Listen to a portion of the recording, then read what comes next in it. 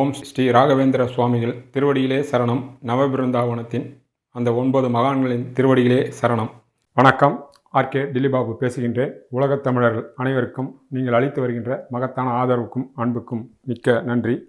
நாம் இன்று பார்க்க இருப்பது மே மாதத்தினுடைய பலன்களாகும். முதலில் ரிஷபராசிக்குண்டான பலன்களை பார்ப்போம். உங்களுடைய ராசிநாதன் சொக்கரன் ராசியிலே ஆட்சி பெற்றிருக்கின்றார். 14ஆம் தேதிக்கு பிறகு அவர் ராசியிலிருந்து 2ஆம் வீட்டிற்கு செல்வார்.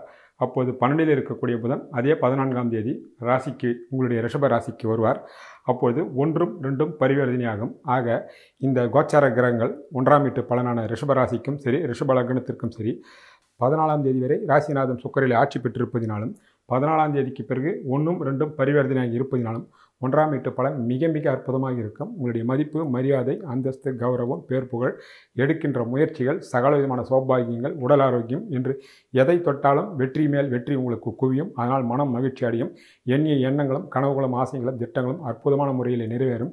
14ஆம் தேதிக்கு பிறகு 1ம் 2ம் பரிவர்த்தனை என்பதால் உங்களுடைய புத்திசாலி தனத்தினாலும் உங்களுடைய கூர்மையான அறிவின் மூலமாகவும் மற்றவர்கள் முடிக்க முடியாத காரியங்களையும் சாதனைகளையும் நீங்கள் கட்டாயம் சாதிப்பீர்கள். குறிப்பாக பொருளாதார விஷயத்திலும் குடும்ப விஷயத்திலும் மிகப்பெரிய வாய்ப்பும் வரப்பிரசாதமாக அமையும். சரியான முறையில் நீங்கள் பயன்படுத்தி கொள்ளலாம். 1ஆம் வீட்டு பலன் மிக மிக யோகமாக இந்த மாதம் முழுமையாக ரிஷபராசிக்கு கட்டாயம் இருக்கும் என்பது அடிப்படை விஷயம். உங்களுடைய ராசிக்கு 2ஆம் வீட்டினுடைய பலன் 2 கூடியவர் ஆரம்பத்திலே உச்ச சூரியனுடன் இருக்கிறார். அவர் 14ஆம் தேதி ராசியிலே வருவார். அப்போது ராசிநாதன் 2இலே வருவார். ஆக பரிவர்த்தனை 2இலே மாதம் முழுக்க, அதாவது மே மாதம் முழுக்க 2இலே குரு பகவான் இருப்பார். 2ஆம் வீட்டு பலனும் 14ஆம் தேதிக்கு பிறகு மிக பெரிய அளவிலே கை கொடுக்கும். ஆனால் ஆரம்பத்தில் வரவுக்கு மீறிய செலவுகள் அதிகமாக இருக்கும். வரவை காட்டிலும் செலவுகள் அதிகமாக இருக்கும் என்பதால் நிச்சயமாக நீங்கள் பண விஷயத்தில் சிக்கனத்தையும் ஜாக்கிரதையாக இருக்க வேண்டும். யாருக்காவது கடன் கொடுத்தாலும், நம்பகத்தன்மை அற்றவர்களுக்கு கடன் கொடுத்தாலும், வாக்கு கொடுத்தாலும் கடனும் திருப்பி வராது, உங்களுடைய பணமும் வராது. நீங்கள் கொடுத்த வாக்கியம் காப்பாற்ற முடியாது. குடும்பத்திலும் நிதானமாக செயல்பட வேண்டும். இல்லையென்றால் தேவையற்ற பிரச்சனைகள் வரும். அதன் மூலமாக நிம்மதி கெடும். சகல வகையிலும் நீங்கள் எச்சரிக்கையாகவும் ஜாக்கிரதையாக இருக்க வேண்டும்.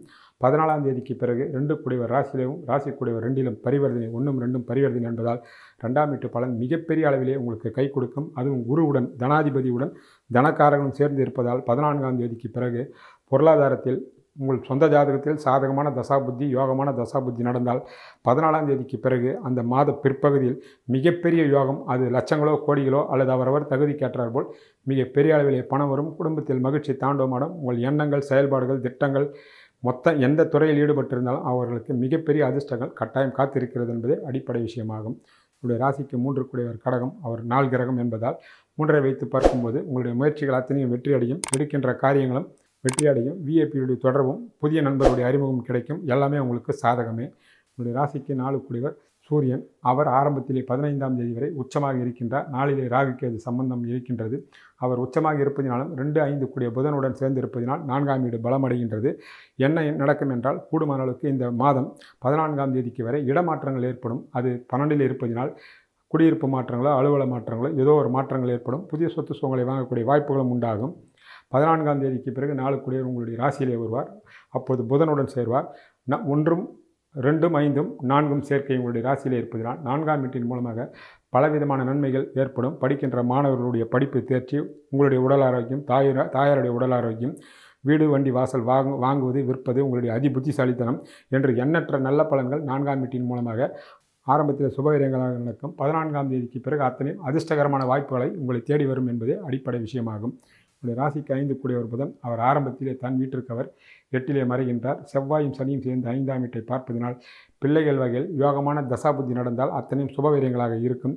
இல்லையென்றால் பிள்ளைகளால் மன கஷ்டம், சங்கடங்கள், வைத்திய செலவு, உங்கள் பேச்சை கேட்காமல் அவமதிக்கக்கூடிய செயல் அல்லது அந்தந்த வயதிலே நடக்கக்கூடிய காரியங்கள் உங்கள் பிள்ளைகளுக்கு எதுவும் நடக்காமல் அதன் மூலமாக மனவேதனை என்று பலவிதமான சங்கடங்களை தரக்கூடிய அமைப்பாக 14ஆம் தேதி வரை இந்த கிரக அமைப்புகள் உங்கள் ஜோச்சார கிரகங்கள் அமைந்துள்ளன. 15ஆம் தேதிக்கு பிறகு புதன் உங்களுடைய ராசியிலே வரும்போது சற்று மாறும். இருந்தாலும் சனியினுடைய பார்வை 5ஆம் வீட்டிற்கு கிடைப்பதனால் ஏதோ ஒரு வகையில் உங்கள் மனதுக்குள்ளே வெளியில் சொல்ல முடியாத சங்கடங்கள் இருக்கும் என்பதே அடிப்படை விஷயம். ஆனால் 15ஆம் தேதிக்கு பிறகு எந்த கவலையாக இருந்தாலும் 5 கூடியவர் ராசியிலே இருப்பதினால், அதுவும் பரிவர்த்தனையாக இருப்பதினால் எவ்வளவு சங்கடங்கள் இருந்தாலும் அந்த சங்கடங்கள் போகக்கூடிய வாய்ப்புகள் கட்டாயம் உண்டாகும் என்பதே அடிப்படை விஷயம். 5ஆம் வீட்டின் மூலமாக மாத பிற்பகுதியில் கடன்கள் ஏற்படும். அந்த கடன் எதிர்கால கடன். அந்த கடன் பிள்ளைகளுடைய எதிர்காலத்திற்கு உண்டான கடனாகும். அது படிப்போ அல்லது மற்ற திருமணங்களோ, குழந்தை பாக்கியங்களோ அல்லது வெளியூர் செல்வது, வெளிநாடு செல்வது போன்ற பிரச்சனைகளோ ஏதோ ஒரு வகையில் கடன்கள் வாங்கலாம். அந்த கடன்கள் அத்தனையும் சுப கடன்களாக எடுத்துக்கொள்ளலாம். 14ஆம் தேதிக்கு பிறகு ஆகும். உங்களுடைய ராசிக்கு 6 சுக்கிரன் ஆகின்றார்.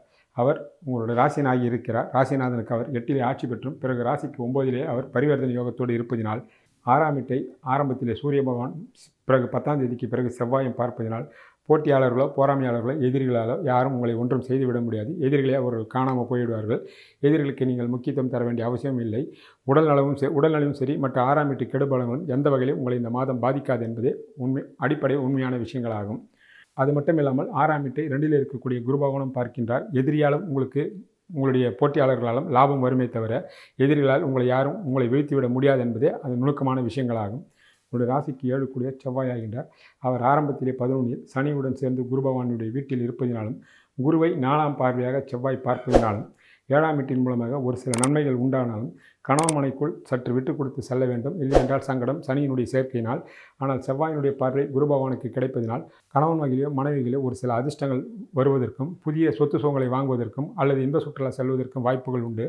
ஆனால் சனி செவ்வாயினுடைய சேர்க்கையால் என்னதான் குரு வீடு என்றாலும் சேர்க்கையால் ஒரு சில சங்கடங்களும், போட்டியாளர்களாலும், போராமையாளர்களும் அல்லது உங்கள் கணவன் மனைக்குள் புரிதல் இல்லாமலும் ஏதோ வகையில் சிக்கல்கள் உருவாகலாம். எதிலும் நீங்கள் நிதானமாக செயல்பட வேண்டும். அது மட்டும் இல்லாமல் திருமணமாக இருக்கின்ற இளைஞர்களுக்கும் இளம்பெண்ணுக்கும் பெண்ணையோ பையனையோ தேடும்போது ஜாதகத்தை மட்டும் நம்பாமல் குடும்ப பின்னணியும் நீங்கள் விசாரிக்க வேண்டும். இல்லையென்றால் தவறுதலான மனிதர்களை நீங்கள் தேர்வு செய்து விடுவீர்கள். பழகின்ற ஆண்களும் பெண்களும் மிக எச்சரிக்கையாக இருக்க வேண்டும். தேவையில்லாமல் சனி செவ்வாய் சேர்க்கையால் மற்றவர்கள் ஏமாறக்கூடிய வாய்ப்போ அல்லது தவறுதலான மனிதருடைய சேர்க்கையோ ஏற்படும் என்பதை கவனத்தில் கொள்ள வேண்டிய விஷயங்களாகும். உங்களுடைய ராசிக்கு 8 குரு. அவரே தான் வீட்டை பார்ப்பதனால் தந்தை ஊர்களாலும் ஒரு சில சங்கடங்கள் வரலாம், அல்லது அவர்களால் வீண் விரிய செலவுகள் வரலாம், அல்லது விரோதங்களும் வரலாம். மறைமுகமான எதிர்ப்போ நேரடியான எதிர்ப்போ இருக்கலாம். அதனால் எதிலும் நீங்கள் பண்பட்டு அன்பாகவும் அடக்கமாகவும் கூடுமளவுக்கு எல்லா வகையிலும் தந்தை உறவுகள் விஷயங்களும் விட்டு கொடுத்து செல்ல வேண்டும் என்பதை கவனத்தில் கொள்ள வேண்டிய விஷயங்களாகும். ரிஷபராசிக்கு 9 சனி பகவானாகின்றார். அவர் 11இல் இருக்கின்றார். 9ஆம் வீட்டை குறிக்கக்கூடிய சூரியனும் ஆரம்பத்தில் உச்சமும் பிறகு ராசியிலே சஞ்சாரம் செய்கின்றார்.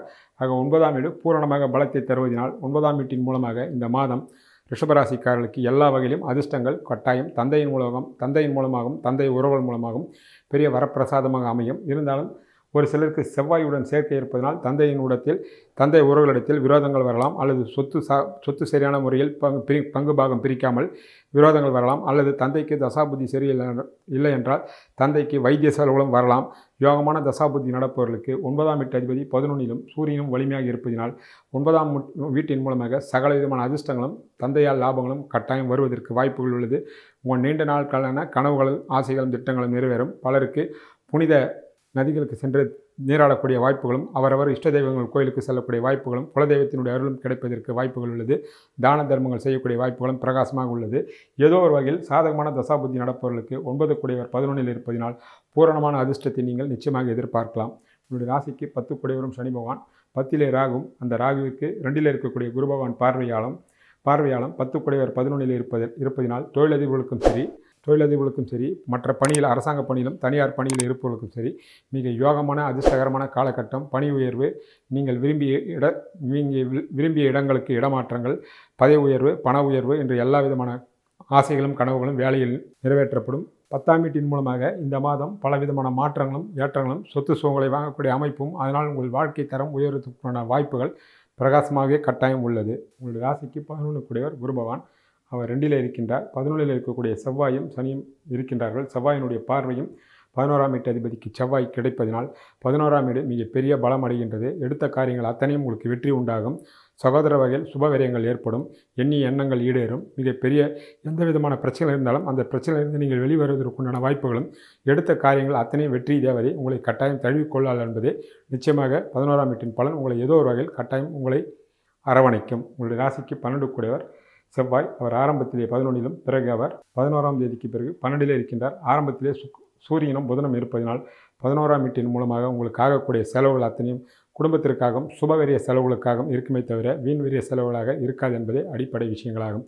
ஆக ரிஷபராசிக்கோ ரிஷப லக்னக்காரர்களுக்கோ இந்த மே மாதம் மிக மிக வெற்றி மாதமாகவும் தனலாபம் உள்ள மாதமாகவும் மிகப்பெரிய அதிர்ஷ்டத்தை தரக்கூடிய மாதமாகவும் கட்டாயம் அமையும்.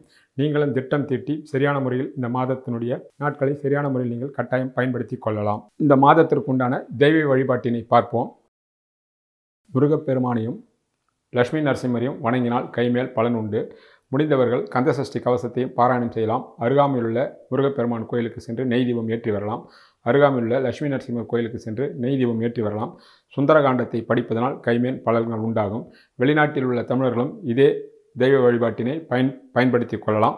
நீங்கள் குரு பயிற்சி பலனை நாங்கள் விட்டிருக்கின்றோம். பார்க்காத நண்பர்கள் குரு பயிற்சி பலனை பார்த்து பயனடையுங்கள். உங்கள் நண்பர்களுக்கும் ஷேர் செய்யலாம். சப்ஸ்கிரைப் செய்யாத நண்பர்கள் சப்ஸ்கிரைப் செய்து கொள்ளலாம். நன்றி, வணக்கம்.